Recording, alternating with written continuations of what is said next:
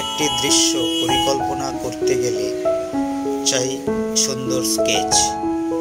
তাই আমরা শুরু করলাম। প্রথমে আমরা ভি এঁকে নিলাম, তার উপরে একটি দাগ দিলাম, হয়ে গেল। এবার একটু ডিপ করে টেনে দিতে হবে। এবারে আমরা একটা ডবল দাগ টানবো, কারণ ওই পাশের চালের একটা অংশ দেখানোর জন্য। এবার আমরা ওপাশে খুঁটিটা এঁকে দিলাম, এপাশে একটা দাগ টানলাম, সেম আর একটা দাগ টানবো।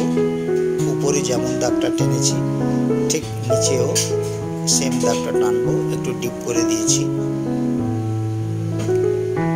ঠিক এবার ওই পাশেও একটা সেম আর একটা দাগ টানবো, এই পাশে যেমন টানা হয়েছে কিন্তু তুলনামূলক ছোট। তারপরে দেখতে থাকো, আর একটি দেওয়ালের হচ্ছে, এপাশে আরেকটি দাগ টানা হবে ছোট করে, ওপারের দেওয়ালের অংশ। তিনটে অংশ আমরা যোগ করে দিয়ে একটি ঘর কমপ্লিট হয়ে গেল। আর ওপাশে চালটাকে একটি অংশ দেখানো হলো, এবং ওপাশে চালের যে একটা কাঠমা বেরিয়ে থাকে সেটাও আমরা এখান থেকে কিন্তু দেখাবো। এবার আমরা ঘরের দরজাটা করে দিলাম, ঠিক সেম দেখো যেভাবে টানছি দরজাটা করে দিচ্ছি, দরজা হয়ে গেল।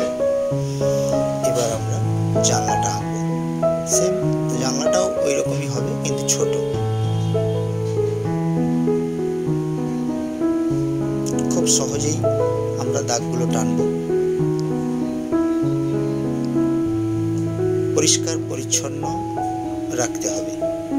এবার দেখো আমরা একটি গাছ অঙ্কন করব ঘরের বাম দিকে। সেই গাছটির কাণ্ডটা আগে করে নিলাম, দেখো গাছটির কাণ্ডটা হয়ে গেল। এবার আমরা গাছের পাতাগুলো অঙ্কন করব। ঠিক হাতটাকে একটু কাপা কাপা করে নিতে হবে, কুচি কুচি করে নিতে হবে। এইভাবে দেখো গাছের পাতাটা হয়ে গেল। দেখো গাছের পাতাটা কিভাবে করলাম।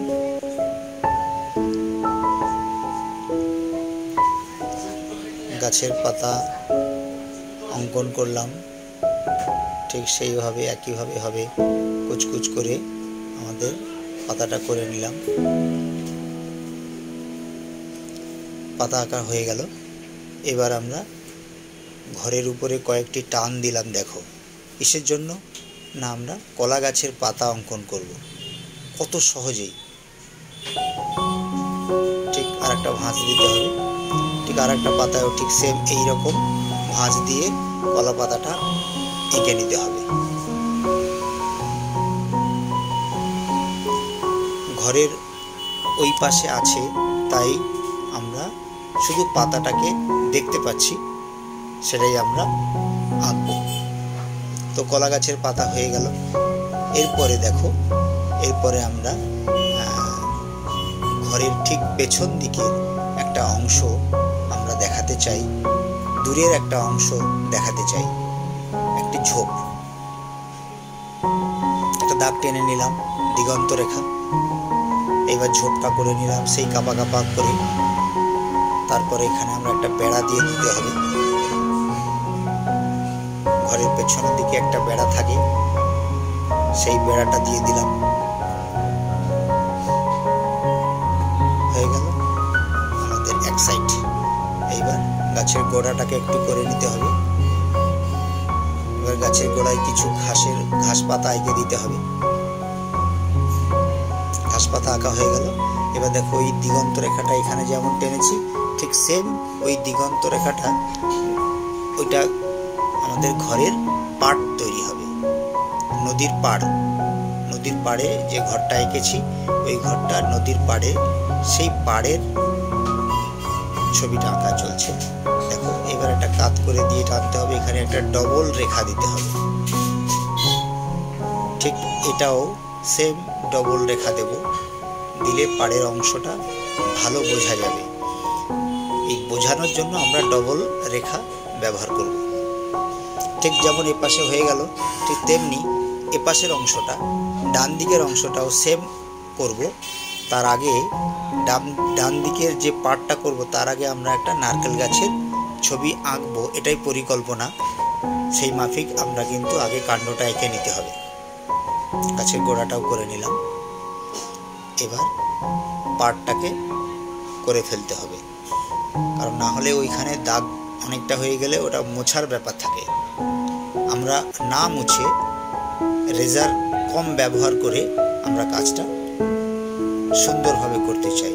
ঠিক সেম এখানেও ডবল রেখা হবে।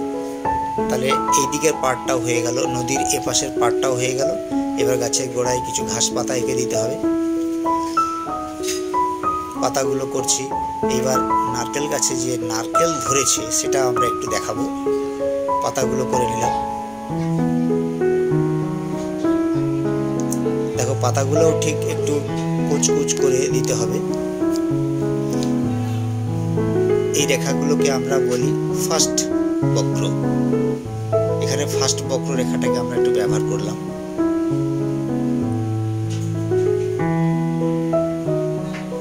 দেখো সেম আরেকটি পাতা আঁকছি, ওই রকম একই রকম ভাবে হবে। উঁচু নিচু রেখা দিয়ে আমাদের পাতাটাকে বোঝাতে হবে। এটাও সেম একইভাবে দিচ্ছি, একটু লক্ষ্য করো,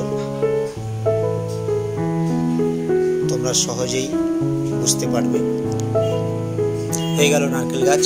এবার আর দুটো পাতা অঙ্কন করব, নিচের দিকে ঝুলে আছে। এটাও ঠিক সেম ওই একইভাবে আমরা রেখাগুলো ব্যবহার করে নারকেল গাছটাকে কমপ্লিট করলাম। দেখো কি কত সুন্দর, কত সহজেই আমরা নারকেল গাছের পাতাগুলো এঁকে ফেললাম।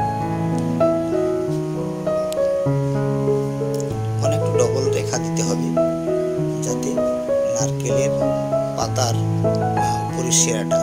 এবার নদীর ওপারে একটি দৃশ্য অঙ্কন করতে হবে। সেটার আঁকার জন্য আমরা নদীর পাড়টা আগেই করে নিচ্ছি। দেখো নদীর পাড়টা করে নিলাম।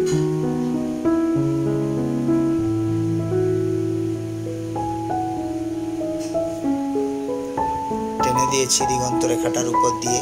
এইবার দূরে যে ঝোপঝাড়গুলো আছে সেইগুলোকে আমাদের বোঝাতে হবে। সেই ঝোপঝাড়গুলো কিভাবে বোঝাচ্ছি দেখো। ওই কুচকুচ করে হাতটাকে ঠিক একটু কাঁপুনি কাঁপুনি করে আমাদের দূরের ঝোপঝাড়টাকে বোঝাতে হবে। ঠিক এখানে একটু ডবল রেখা দেব যাতে পার্টটা একটু প্রমিনেন্ট হয় এবং দূরত্বটা যেন বোঝায়। বুঝতে পেরেছো? দেখো কত সহজেই আমাদের দৃশ্যটা হয়ে গেল। এবার আমরা সূর্য উঠছে সেটাই দেখাচ্ছি। তো সূর্যটা আঁকার জন্য আমরা একটু চাঁদা ব্যবহার করলাম। এবার দেখো সূর্যের রশ্মিটা দিচ্ছি, একটা ছোট একটা বড়, আবার একটা ছোট আবার একটা বড়। এই রকম ছোট বড় রেখা দিয়ে আমাদের সূর্যের রশ্মিটাকে বোঝানোর জন্য আমরা এইভাবে টানব।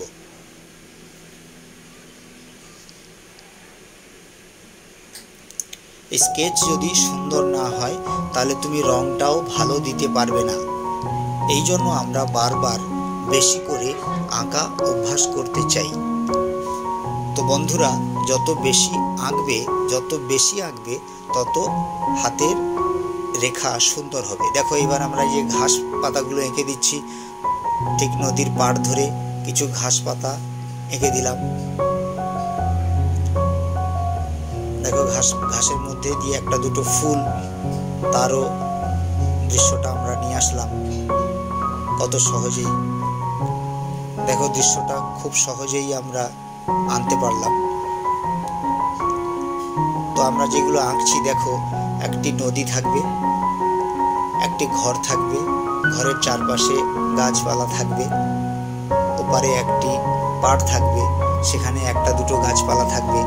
এই সব মিলিয়ে একটি সিনারি দৃশ্য অঙ্কন হয়ে গেল। দেখো এবার আমরা একটু কাশফুলের একটা ফুল এঁকে দিলাম যাতে দৃশ্যটা আরো মনোরম হয়। সেই জন্য আমরা এইরকমভাবে একটু দুই চারটে ঘাস ফুলের মাঝখানে কাশফুলের একটু ছোঁয়া দিয়ে দিলাম যাতে সিনারিটা আরো মনোজ্ঞ হয়। তো বন্ধুরা বুঝতে পারছো, দেখো কত সহজেই হয়ে গেল। এবার আমাদের দৃশ্য প্রায় কমপ্লিট। আমরা এবার রং দেব। তো রং দিতে গেলে, এই সিনারিটাতে রং দিতে গেলে আমাদের ভিডিওটা অনেক বড় হয়ে যাবে। তো আমি রং করে দেখাবো, রং করলে কেমন লাগে সেটাও তোমাদের দেখিয়ে দিচ্ছি। তো আমাদের ঘাস ফুলটা কমপ্লিট হয়ে গেল। আমরা ফিনিশিং টাচ এবার দিচ্ছি। দেখো, ফিনিশিং টাচটা দেওয়া হয়ে যাচ্ছে আমাদের। এইবার ঘরের নিচটায় যে গ্রাউন্ডের যে একটা টান থাকে, সেই টানটা আমরা দিয়ে দিলাম। আমাদের দৃশ্য আঁকা কমপ্লিট। ঘাস পাতাগুলো আঁকা হয়ে গেছে। তো বন্ধুরা দেখো, তোমরা কমেন্ট করবে। এইবার এখানে আমরা একটা বেড়া করব। একটা বেড়ার দৃশ্য দিচ্ছি। দেখো, ডবল করে টানতে হবে।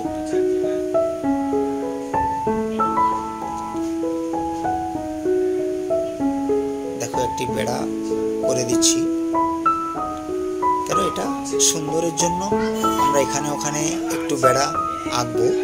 তো বন্ধুরা একটু মন দিয়ে দেখবে, স্কিপ করবে না। তোমরা পুরো ছবিটা দেখবে, তাহলে কোথায় কি আমরা আঁকছি এটা একটি সিনারির জন্য খুব সুন্দরভাবে মনোজ্ঞ করার জন্য আমরা একটু টাচ এখানে ওখানে দিতে হবে। তো আমাদের ফিনিশিং টাচ প্রায় কমপ্লিট। এইবার জলের দাগ ধরে আমরা একটা ডবল দাগ টানছি। দেখো, নদীর পাড়ের নিচটা যাতে ওইখানটা হচ্ছে জলের রেখা রয়েছে। আমরা দরজাটা একটু টাচ করে দিতে হবে, ফিনিশিং টাচ। দরজাটার ছবি আমরা এঁকে দিলাম, জানলাটা একটু ফিনিশিং টাচ দিয়ে দিলাম। এই হচ্ছে আমাদের সম্পূর্ণ সিনারি। আজ এই পর্যন্ত। সাবস্ক্রাইব করে সঙ্গে থাকবে।